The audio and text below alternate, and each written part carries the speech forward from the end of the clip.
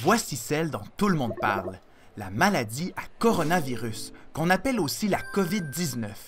Si tu regardes bien cette image grossie au microscope, tu remarques que la cellule semble porter des petites couronnes. C'est ce qui a inspiré son nom, corona, qui veut dire couronne en latin. Mais pourquoi on dit aussi COVID? En fait, c'est une abréviation. Co pour corona, V pour virus et D pour disease, qui veut dire maladie en anglais. La COVID-19, ça ressemble à une grippe. La plupart des gens qui l'attrapent font de la fièvre, toussent et sont fatigués. Les médecins nous disent que les enfants qui ont le coronavirus ne sont pas très malades. Mais t'as sans doute entendu parler de gens qui en sont morts, et ça doit t'inquiéter un peu, hein?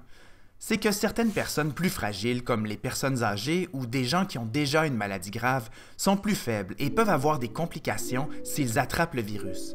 Alors il est malheureusement vrai que des gens peuvent en mourir. Mais il s'agit d'exceptions. Comme la COVID-19 est contagieuse, le gouvernement a pris la décision de fermer toutes les garderies et toutes les écoles, et il a encouragé tes parents à rester à la maison. Il a demandé aux personnes âgées de ne pas sortir de chez eux et qu'on ne les visite pas. Il faut également éviter les endroits publics qui rassemblent plusieurs personnes. Plus il y a de gens dans un local fermé, plus les microbes peuvent se transmettre d'une personne à une autre. En bref, depuis quelques jours, on évite que le virus fasse le party avec nous. Bon, tout ça, ça peut faire peur. C'est normal. Mais rassure-toi en te disant qu'au Québec, on a agi très rapidement et toutes ces mesures-là visent à nous protéger. Surtout, il faut que tu saches que toi aussi, tu peux lutter contre la COVID-19.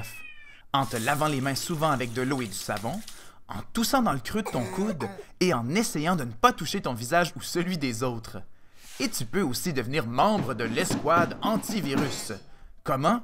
En lavant les poignées de porte et d'armoire chaque jour chez toi, en fabriquant un jeu de conséquences qu'on donne à ceux qu'on surprend à tousser ailleurs que dans leur coude, ou en encourageant ta famille à se laver les mains fréquemment.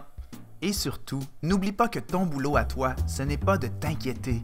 Il y a plein de gens qui sont là pour nous aider, nous protéger et nous guérir si on attrape le virus. Il faut rester calme, se laver les mains et s'amuser quand même.